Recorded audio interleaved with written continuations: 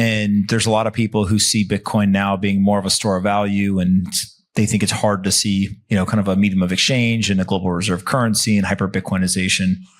Given everything we know today, what do you see as the future of Bitcoin? Does it end up just being a store of value? Does it end up being the global reserve currency? Just kind of paint us that picture, 20, 30 years from now, where you see us going. I think at Strike, we take on this attitude of being humble, as I was just alluding to, and saying like, we don't know. People that subscribe themselves the responsibility to predict the future are assholes. Sorry for the language, but like nobody knows, part of being human is you can't change the past. You don't know the future. We all share in the moment that we call now.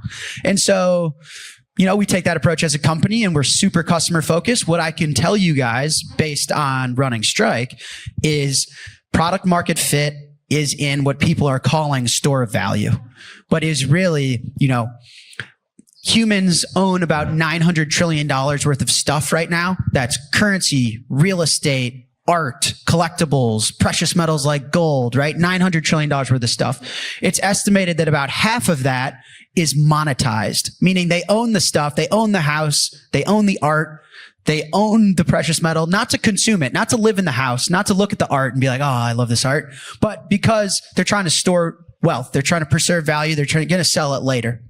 So that means the market opportunity to store wealth, store value, persist value you create for the world today and bring it to tomorrow is about $400 to $500 trillion.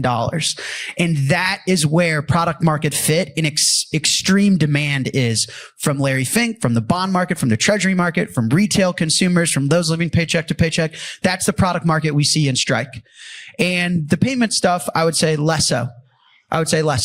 So when people say, can Bitcoin go higher than 100K? Well, the way I think about it is right now, Bitcoin's about $1.5 trillion in market cap. It's going after a $400 to $500 trillion opportunity. And that's in purchasing power terms. So in dollar terms, that'll go up as the currency weakens. So I think Bitcoin still has a 400 to 500x left in it. And we see that as a company. We onboard institutions, businesses, retail. We support the dollar, the pound, the euro. So we see the same demand globally, the same growth prospects globally, and that's where the product market fit is for us. So we're interested. Is it March yet? Like products like lending. We'll get into that.